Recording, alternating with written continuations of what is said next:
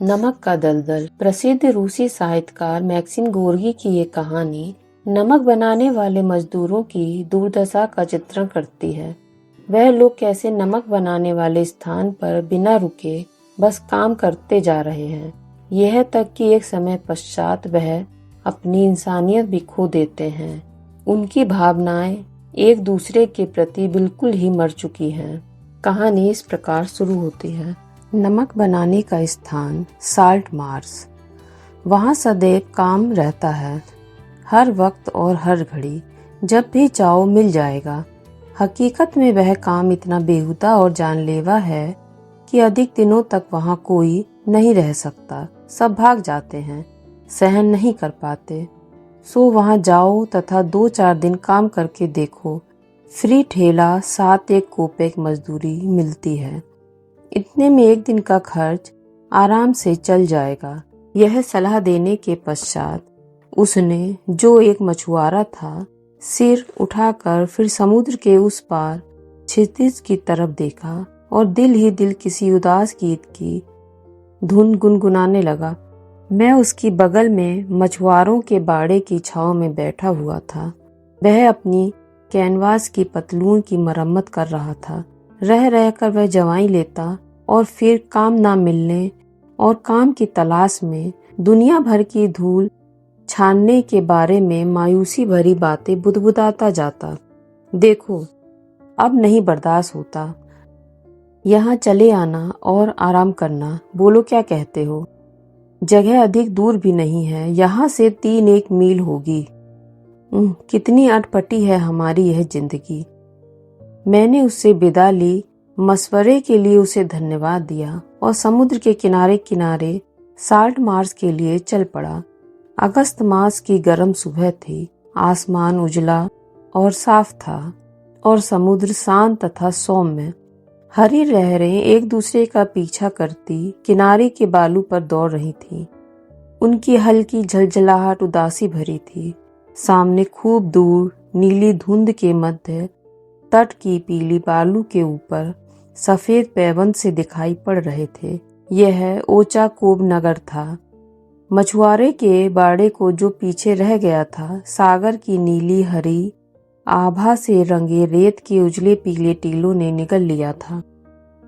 बाड़े में जहां मैंने रात गुजारी थी, दुनिया भर की ऐसी ऐसी होनी अनहोनी बातें तथा कहानियां मैंने सुनी थी कि मेरा मन भारी हो गया था।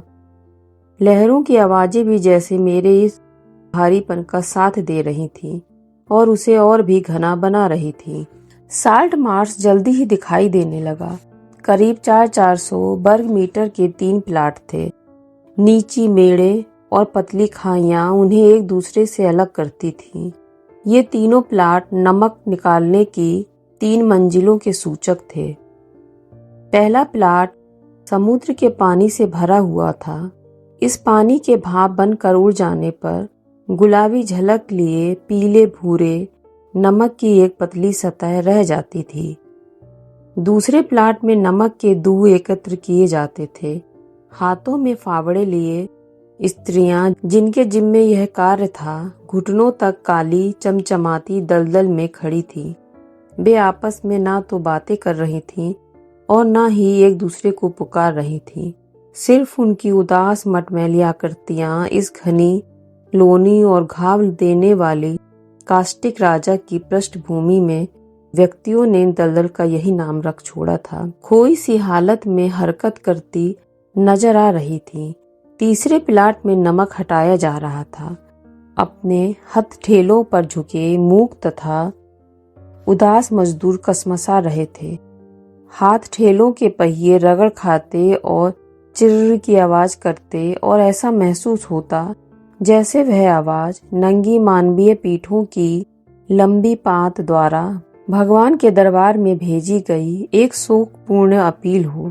और ईश्वर था कि वह जमीन पर असहनीय गर्मी उड़ेल रहा था, जिसने लोनी दलदली घासों और नमक के जर्रों से युक्त पपड़ी उस जमी धरती को झुलसा दिया था। हाथ ठेलों की एक रस चरसर को बेद फोरमैन का गहरा स्वर सुनाई दे रहा था। वह मजदूरों पर गालियों की बौछार कर रहा था। मजदूर आते और अपने ठेलों को उसके पैरों के पास उड़ेल कर खाली कर देते। वह एक डाले में से नमक के ढेर पर पानी डालता और इसके पश्चात उसे एक लंबे पिरामिड के आकार में जमा देता। वह एक लंबा व्यक्ति था, अफ्रीका के लोगों की तरह काला और नीली कमीज तथा सफेद पतलून पहने। उस जगह जहां नमक के एक ढेर पर खड़ा वह अपने हाथ के बेलचों को हवा में लहरा रहा था। ठेला मजदूरों पर वह लगातार चीख चिल्ला रहा था। तख्तों के ऊपर से वे ठेले खींच कर लाते तथा वह वहीं से चीख उठता, इसे बाईं तरफ खाली करना है। बाईं ओर गधे के बच्चे, बाईं ओर।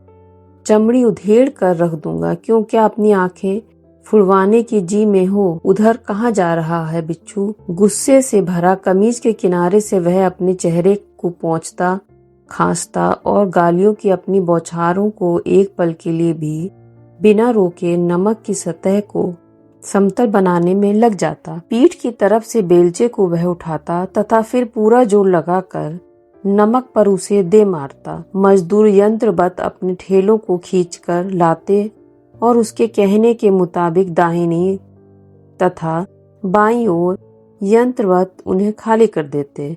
इसके बाद खींच तान कर वे अपनी कमर सीधी करते और फिर अगला बोझ लाने के लिए वापस लौट जाते।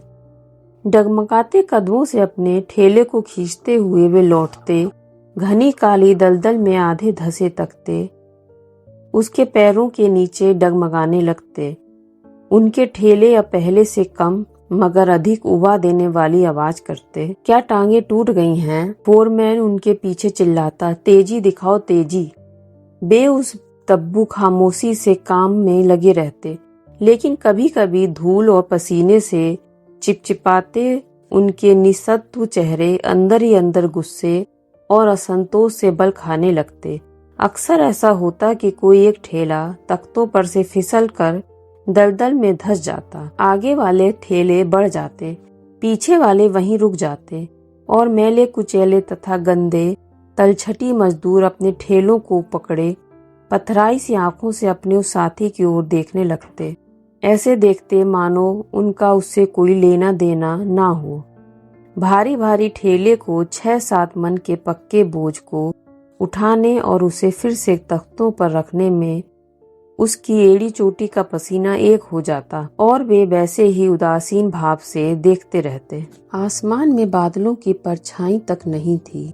सूरज आग बरसा रहा था, तपिश बढ़ती ही जा रही थी। ऐसा महसूस होता था मानो सूरज ने अपने आप को न्यौछावर करने और धरती के साथ अपना गहरा लगाव साबित करने के लिए खास तौर से आज का ही दिन चुना हो। यह सब देखने जांचने के पश्चात काम पाने के लिए मैंने भी अपना भाग्य आजमाने का इरादा किया। लापरवाही का चोला धारण कर मैं आगे बढ़ा और उस तख्ताबंदी के निकट पहुंचा जिसके ऊपर से मजदूर अपने खाली ठेलों को धकेलते हुए ला रहे थे। सलाम साथियों, अच्छी प्रकार तो हो? मैंने पूछा और उनका नजरिया देखकर मैं एकदम सकते में आ गया। पहला मजदूर मजबूत काठी और सफेद बालों वाला एक बूढ़ा व्यक्ति था। वह अपनी पतलून को घुटनों तक और आस्तीन को कंधों तक चढ़ाए हुए था। उनमें से तांबे के रंग का उसका अड़ियल शरीर दिखाई दे रहा था। उसने मेरी आवाज सुनी तक नहीं और मेरी तरफ जरा भी ध्यान दिए बिना सामने से निकल गया। दूसरा मजदूर सुनहरी बाल और भूरी आंखों वाला एक नौजवान था। दुश्मन की तरह घूर कर उसने मुझे देखा, चिढ़ कर मुंह बनाया और होठों पर एक गंदी स्माइल देता हुआ आगे चला गया। दूसरे मजदूरों ने, जो शायद ग्रीक मालूम होता था क्योंकि उसका रंग तिलचिट्टे की तरह कत्थई और बाल घुंघराले थे, खिन्नता प्रकट की कि क्या करे। उसके हाथ फंसे हुए थे, अन्यथा मेरी नाक से अपने मुक्के का वह अवश्य परिचय करा देता। उसकी आवाज में भी उतनी ही बेरुखी थी जितनी उसकी इस ख्वाहिश में नहीं थी जिसे उसने प्रकट किया था। चौथा गला फाड़कर चिल्लाया, हेलो, और उसने मारने की चेष्टा की। यदि मैं गलती नहीं कर रहा तो भले समाज में इसे ठंडा स्वागत कहते हैं। इतने जोरदार रूप में जिंदगी में पहले कभी मेरा इससे पाला नहीं पड़ा था। सकपकाहट में अनजाने ही मैंने अपना चश्मा उतार कर उसे जेब के अंदर कर दिया। फिर जैसे तैसे रास्ता निकालता फोरमैन की तरफ बढ़ चला, यह जानने के लिए मुझे भी काम मिल सकता है अथवा नहीं। मैं उसके निकट पहुंचा भी नहीं था कि वह दूर से ही चिल्लाया, ए, तुम क्या चाहते हो? क्या काम की खोज में हो? मैंने अपनी रजामंदी बता दी। क्या तुमने कभी ठेला खींचने का काम किया है? मैंने बताया कि मलबा ढोने का काम कर चुका हूँ। मलबा? उसकी कौन गिनती? मलबा एकदम दूसरी वस्तु है। हम यहाँ नमक ढोते हैं, मलबा नहीं। जहन्नुम का रास्ता नापो, वही तुम्हें काम मिलेगा। ए अष्टाबर्क, यह ठेला ठीक यहाँ मेरे पैरों के पास खाली करना। और अष्टाबर्क ने, जो कि एक भीमकाय लटकती हुई मूछों तथा मुहासों से लाल नाक वाला व्यक्ति था और डील डॉल में पूरा भीम मालूम होता था, जोरों से घुर्राते हुए अपना ठेला खाली कर दिया। नमक बाहर आकर गिरा। अष्टावक्र ने कोसा, फोरमैन ने कोसने में उसे और भी मात कर दिया। दोनों एक दूसरे की सराहना में मुस्कुराए और फिर मेरी तरफ मुखातिब हुए। हाँ, तो तुम क्या चाहते हो? फोरमैन ने पूछा। शायद साग सब्जी में डालने के लिए नमक की बुकनी लेने आए हो, क्यों? सही है ना? फोरमैन की तरफ आंख मारते हुए अष्टावक्र ने कहा। मैंने फोरमैन से काम लेने के लिए प्रार्थना की, उसे विश्वास दिलाया कि मैं शीघ्र ही काम का आदी हो जाऊंगा और अन्य किसी के पीछे नहीं रहूंगा। आदी होने से पूर्व ही तुम्हारी कमर टूट जाएगी, लेकिन मेरी बला से तुम अभी लग जाओ, पर यह समझ लो, पहले दिन 50 कोपेक से अधिक नहीं दूंगा। इसे ठेला दे दो, फोरमैन ने कहा। जाने कहां से एक अधनंगा लड़का वहां आ गया। उसकी उघड़ी हुई टांगे घुटनों तक चित्रों से लिपटी हुई थीं। मेरे साथ आओ। शंका भरे नजर से मुझे देखने के पश्चात वह बुदबुदाया। मैं उसके साथ चल दिया और उस स्थान पर पहुंचा जहां एक के ऊपर एक ठेलों का अंबार लगा था। मैं अपने लिए एक सबसे हल्का ठेला तलाशने लगा। लड़का वहीं खड़ा अपनी टांगे खुजाता रहा और मेरी ओर देख रहा था। जब मेरी पसंद का ठेला मिल गया तो उसने कहा, वाह, तुमने भी क्या ठेला चुना है। तुमने यह भी नहीं देखा कि इसका पहिया टेढ़ा है। यह कहकर वह वहां से खिसक गया और धरती पर लेटकर बदन सीधा करने लगा। मैंने दूसरा ठेला छांट लिया और दूसरे मजदूरों के साथ जा मिला जो नमक लादने जा रहे थे, मगर मेरा जी एक अजीब सी बेचैनी से दबा था जो मुझे अपने दूसरे साथी मजदूरों के साथ घुलने मिलने से रोक रहा था। उन सबके चेहरे ऊब और झुंझलाहट से भरे थे। थकान ने उन्हें चूर चूर कर दिया था और वे बुरी प्रकार खार खाए थे। वे नाराज थे उस सूर्य से जो इतनी बेरहमी से उनकी चमड़ी को झुलसा रहा था। वे क्रोधित थे रापा से, उस कुत्सित दलदल से जो उनके पैरों को छेद डालते थे और घावों के अंदर घुसकर इस हद तक उन्हें काटते थे कि वे रिश्ते हुए नासूर बन जाते थे। दरअसल वे नाराज थे हर उस वस्तु से जो उनके इर्द गिर्द मौजूद थी और जिससे उनका पाला पड़ता था। ये नाराजगी दिखाई देती थी उनकी उस नजरों में जो कभी कभार वे एक दूसरे पर डालते थे। गालियों की उस बौछार में जो कि जब तक उनके सूखे गलों से निकलती रहती थी। मेरी तरफ किसी ने ध्यान तक नहीं दिया, मगर जब हमने प्लाट पे पांव रखा और तख्ताबंदी पर से नमक के डूहों की ओर चले, तब अचानक अपनी टांगों के पिछले हिस्से में एक प्रहार मैंने महसूस किया और मुड़ते ही निम्न शब्दों की फुहार मुझे सुनाई दी, बेवकूफ, कदम तक नहीं उठाते। और मैं सकपका कर तेजी से कदम उठाने लगा। इसके बाद ठेले को खड़ा कर फावड़े से मैं उसमें नमक को भरने लगा। पूरी प्रकार से भर, यूक्रेन के उस भीमकाय बक्र ने कहा जो मेरे निकट ही खड़ा था। मैंने ठेले पर नमक का भरपूर ढेर लगा दिया। तभी पीछे वाले कामगारों ने अपने आगे वालों से कहा, रुको नहीं, आगे बढ़े चलो। आगे वालों ने थूक कर अपनी हथेलियों पर मसला, फिर जोरों से कांप कर अपने ठेलों को उठाया। एकदम दोहरे होकर अपने गर्दनों को आगे की तरफ ताने हुए, मानो ऐसा करने से बोझ कुछ कम हो जाएगा। ठेलों को खींचते हुए वे आगे बढ़े। उनके ढंग की नकल करते हुए अपनी क्षमता के मुताबिक मैं भी एकदम दोहरा हो गया और आगे की तरफ जोर लगाने लगा। ठेला खिसक चला, पहिए चरमराए, मेरे गले की हड्डी लगी कि तड़कना चाहती है तथा मेरे बाजुओं के पुट्ठे खिंचाव के मारे लरज उठे। लड़खड़ाता सा एक डग मैंने भरा, फिर दूसरा भरा। कभी दाहिनी तरफ धकिया दिया जाता, कभी बाईं तरफ। हिचकोले खाता लड़खड़ाता चला। ठेले का पहिया तख्तों से नीचे उतर गया और उसके साथ साथ मैं भी औंधे मुंह दलदल में जा गिरा। ठेले का हत्था सान के साथ मेरे सिर से टकराया और उसके पश्चात धीमी गति से ऊपर का भाग नीचे तथा नीचे का भाग ऊपर हो गया। ठेला उलट गया।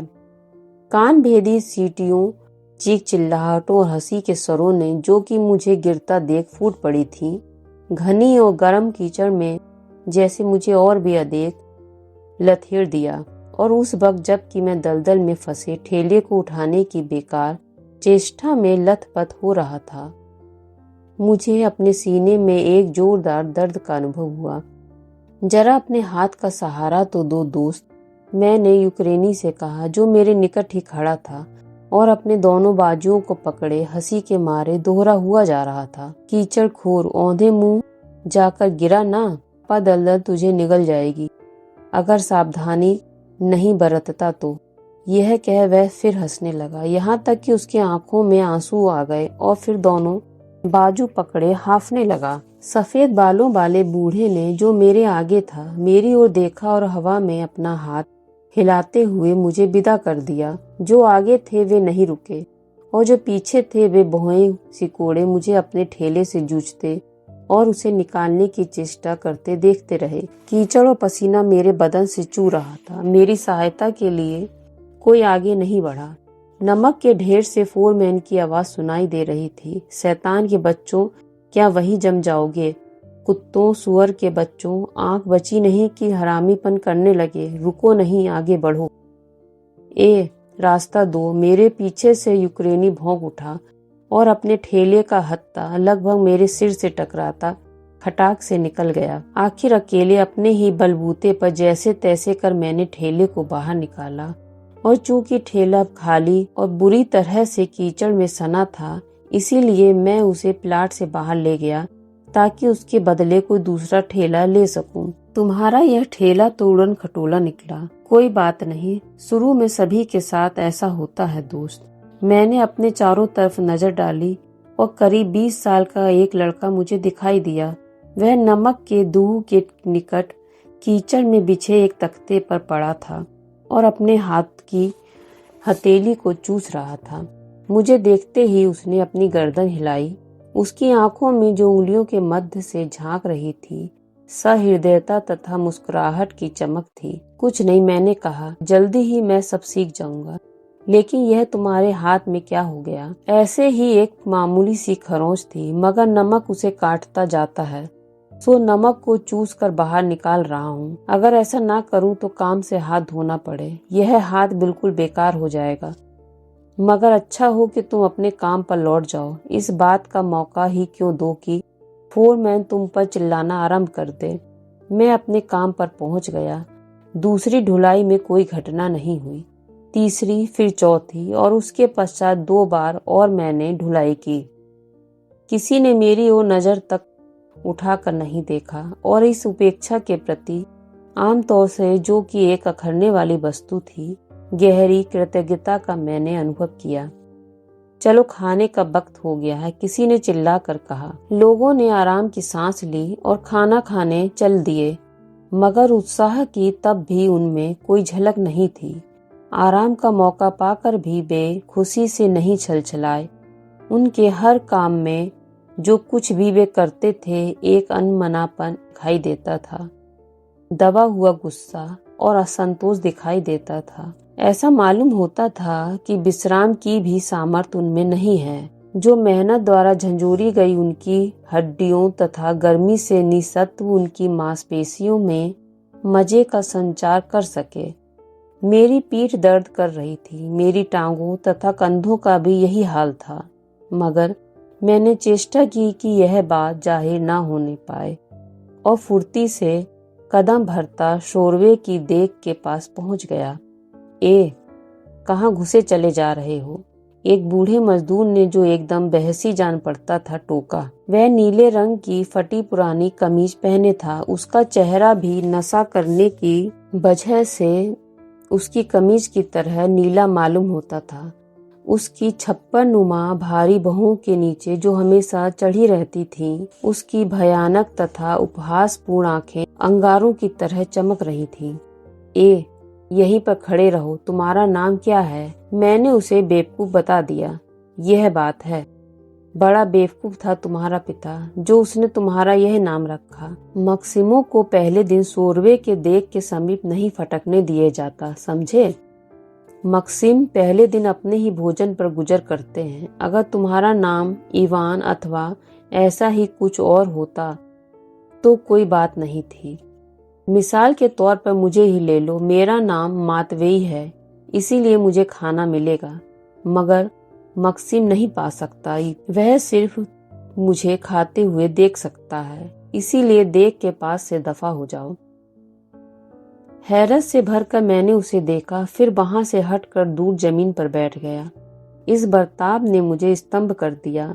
जीवन में पहले कभी ऐसा महसूस नहीं हुआ था और निश्चय ही ऐसा कोई काम मैंने नहीं किया था जिसके बदले में मेरे साथ ऐसा बर्ताव किया जाता। इससे पहले भी बीसियों बार मजदूरों की टुकड़ियों के साथ उठने बैठने का मुझे अवसर मिला था और हमारे संबंध आरंभ से ही हमेशा सीधे साधे और बिरादरी वाले होते थे। यहाँ का समूचा वातावरण कुछ इतना अजीब था कि बावजूद उस अपमान और चोट के जो कि मुझे पहुंची थी, उत्सुकता ने मुझे घेर लिया। मैंने निश्चय किया कि इस राज का पता लगाऊंगा। यह निश्चय कर लेने के बाद मैं शांत भाव से उन्हें भोजन करते देखता और काम पर लौटने की बाट जोहता रहा। यह मालूम करना जरूरी था कि उन्होंने मेरे साथ ऐसा व्यवहार क्यों किया।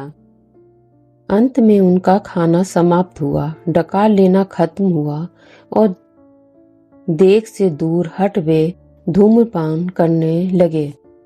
यूक्रेनी भीम और वह लड़का जिसके पैरों में पट्टियां बंधी थीं, मेरे समक्ष आकर बैठ गया। ठेलों की पात का यह नजारा, जिन्हें हम तख्त बंदी पर छोड़ आए थे, उनकी ओट की वजह से अब मेरी आंखों से गायब हो गया था। कहो दोस्त, धूम्रपान करोगे? यूक्रेनी भीम ने पूछा। शुक्रिया, मैंने जवाब दिया। क्या तुम्हारे पास अपना तंबाकू नहीं है? अगर होता तो फिर आपसे क्यों लेता? सही कहते हो, यह लो। और उसने मुझे अपना पाइप दे दिया। काम से भागोगे तो नहीं? बोलो, आगे क्या इरादा है? हाँ, जब तक हो सकेगा करूंगा। ठीक, तुम किस जगह के रहने वाले हो? मैंने उसे पता बता दिया। क्या यह जगह यहाँ से काफी दूर है? लगभग 2500 मील दूर होगी। ओह, यह तो बहुत दूर है। तुम यहाँ किस चक्कर में चले आए? चक्कर जिसमें कि तुम यहाँ चले आए? अच्छा, गांव वालों ने तुम्हें भी इसीलिए गांव से भगा दिया कि तुम चोरी करते थे, क्यों? क्या कहा तुमने? यह अनुभव कर कि वह मुझे अपने लपेटे में ले रहा है, मैंने उससे कहा। मैं यहाँ इसलिए आया था कि चोरी करने पर मुझे गांव से निकाल दिया गया, और तुमने कहा कि तुम्हारे यहाँ आने की वजह भी यही है, जो कि मेरे आने की है। यह कहकर वह जोरों से खिलखिला कर हंसा। वह खुश था कि उसने मुझे खूब रंगे हाथ पकड़ा। उसके साथी ने कुछ नहीं कहा। उसने सिर्फ कनखियों से उसे देखा तथा शैतानी के साथ मुस्कुरा दिया। जरा रुको, मैंने उससे कहना चाहा। रुकने का वक्त नहीं है दोस्त, काम पर वापस जाना है। चलो, तुम भी चलो। तुम मेरे वाला ठेला ले लेना और मेरे पीछे ही लग जाना। मेरा ठेला अच्छा है, भरोसे की चीज है। चलो, अब चलते हैं। तथा फिर वह चल दिया। जब मैं उसका ठेला उठाने लगा तो उसने तुरंत टोका, ठहरो, मैं स्वयं इसे ले चलूंगा। तुम अपना ठेला मुझे दे दो। अपना ठेला मैं उस पर रख दूंगा और इस तरह उसे कुदाता खिलाता ले चलूंगा। अच्छा है, कुछ देर वह भी विश्राम कर लेगा। उसकी यह बात सुन मेरे दिल में संदेह ने सिर उभारा। मैं उसके साथ साथ चल रहा था और हाथों हाथ उसके ठेले का भी जायजा लेता जाता था जो औंधा कर मेरे ठेले पर रखा था। मैं सोचना चाहता था कि मेरे साथ कहीं कोई चाल तो नहीं चली जा रही, मगर मुझे कोई ऐसी वस्तु नजर नहीं आई अलावा इसके कि एकाएक मैं सबके आकर्षण का केंद्र बन गया हूँ। इसे छिपाने की कोशिश की जा रही थी, मगर रह रह कर कनखियों से मेरी तरफ देखना, गर्दनें हिलाकर इशारे करना और वह सारी फुसफुसाहट जो चल रही थी वो मुझसे छिपी नहीं थी। यह मैं जानता था कि मुझे खूब चौकस रहना होगा। वजह थी अब तक जो कुछ हो चुका है उसके आधार पर ही अंदाजा लगाया जा सकता था कि कोई नया जाल बिछाया जा रहा है। यह लो, हम आ गए। मेरे ठेले में से अपना ठेला उठाते तथा उसे मेरी तरफ धकेलते हुए यूक्रेनी भीम ने कहा, इसमें नमक लाद लो। मैंने चारों तरफ देखा, सभी अपने काम में बुरी तरह डूबे हुए थे, सो मैं भी नमक लादने लगा। नमक के बेलचे पर से गिरने की सरसराहट के अलावा अन्य कोई ध्वनि नहीं आ रही थी। यह एक रास्ता मुझे बड़ी बोझिल लग रही थी। मेरे दिल में यह बात बैठ गई कि यहाँ से चल देने में ही भलाई है। समय हो गया, क्या तुम लोग ऊँघ रहे हो? आगे क्यों नहीं बढ़ते? नीले मुख वाले मातवेई ने फरमान जारी किया। मैंने ठेले के हत्थों को पकड़ा और भारी धक्का लगाकर उसे धकेलने लगा। तभी तेज दर्द से मैं चीख उठा और ठेला मेरे हाथों से छूट गया। इससे और भी अधिक पहले से भी बदतर दर्द हुआ। मेरे दोनों हाथों की खाल छिल गई।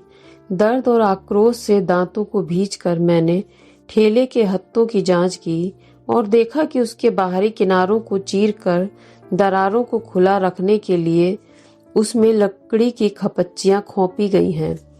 यह सब इतनी चालाकी से किया गया था कि उसे सरलता से पकड़ना मुश्किल था।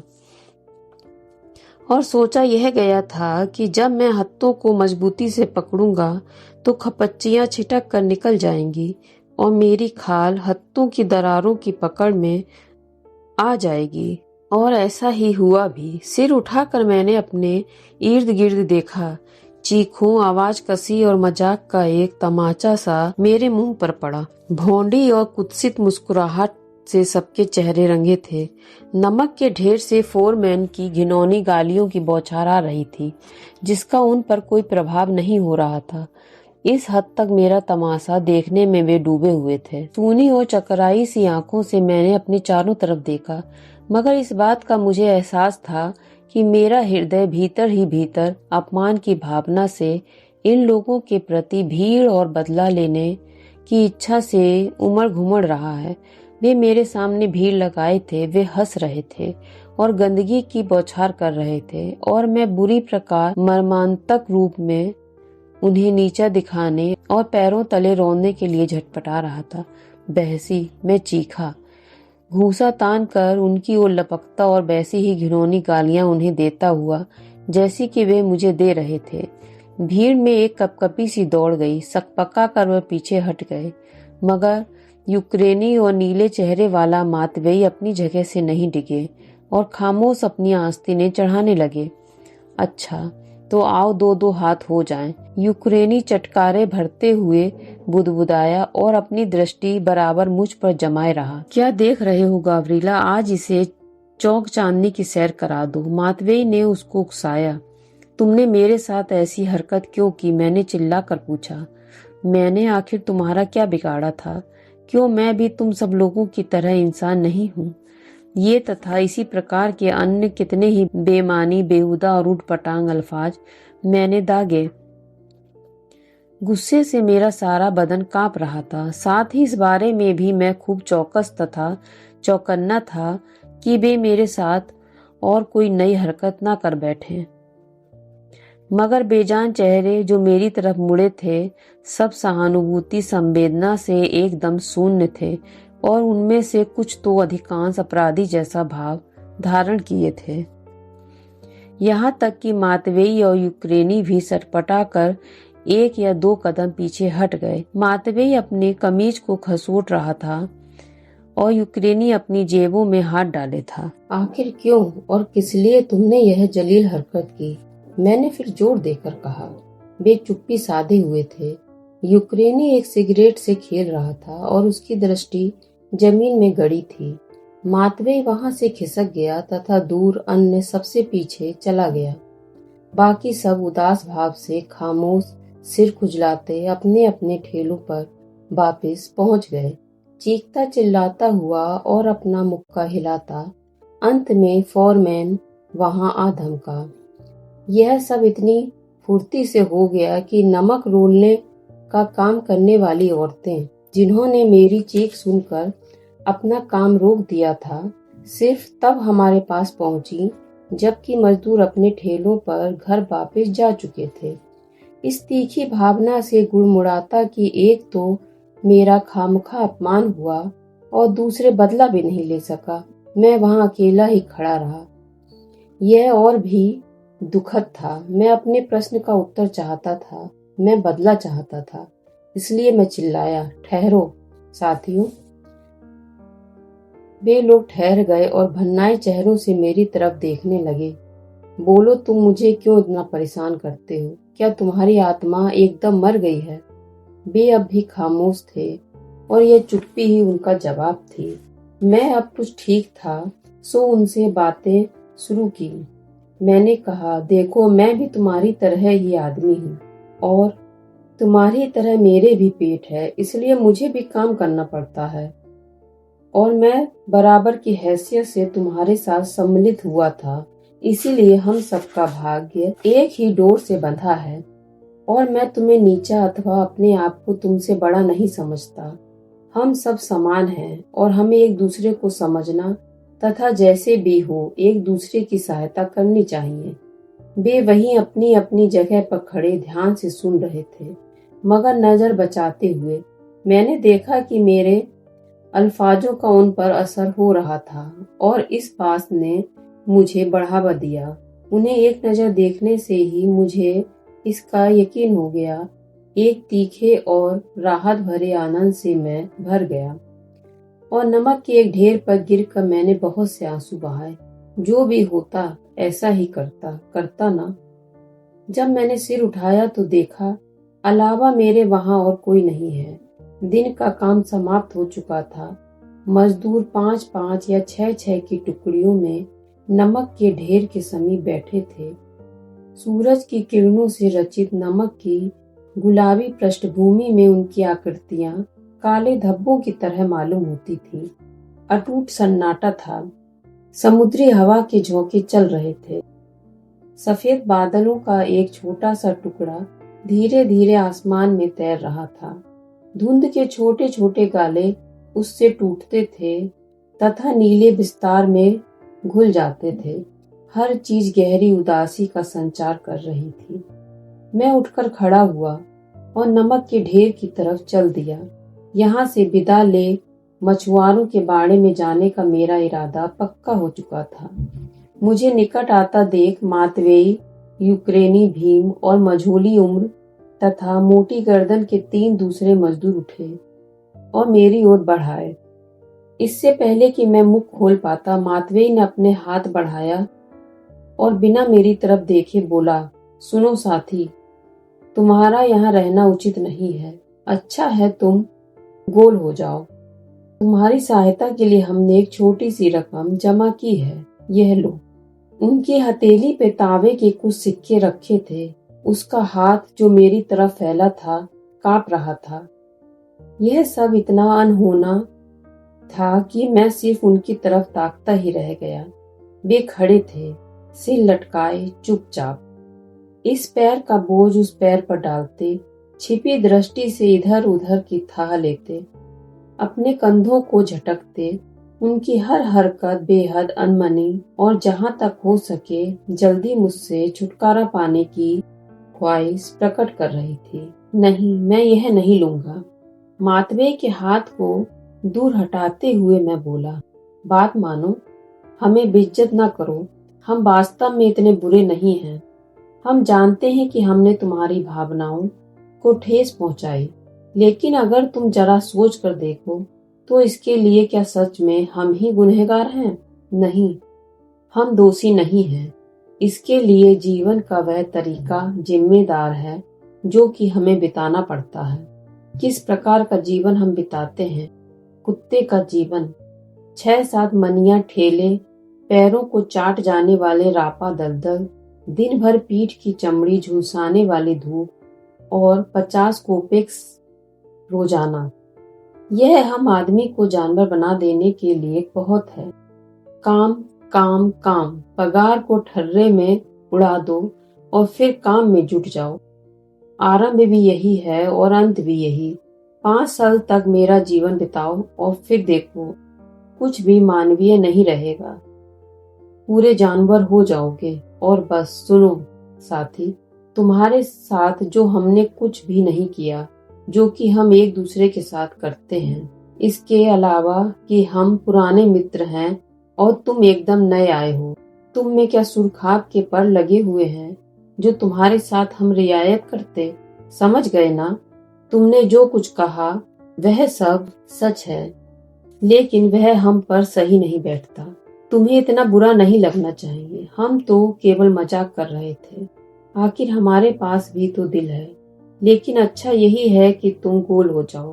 तुम्हारा रास्ता और है और हमारा रास्ता और। हमारी यह छोटी सी भेंट संभालो और दफा हो जाओ।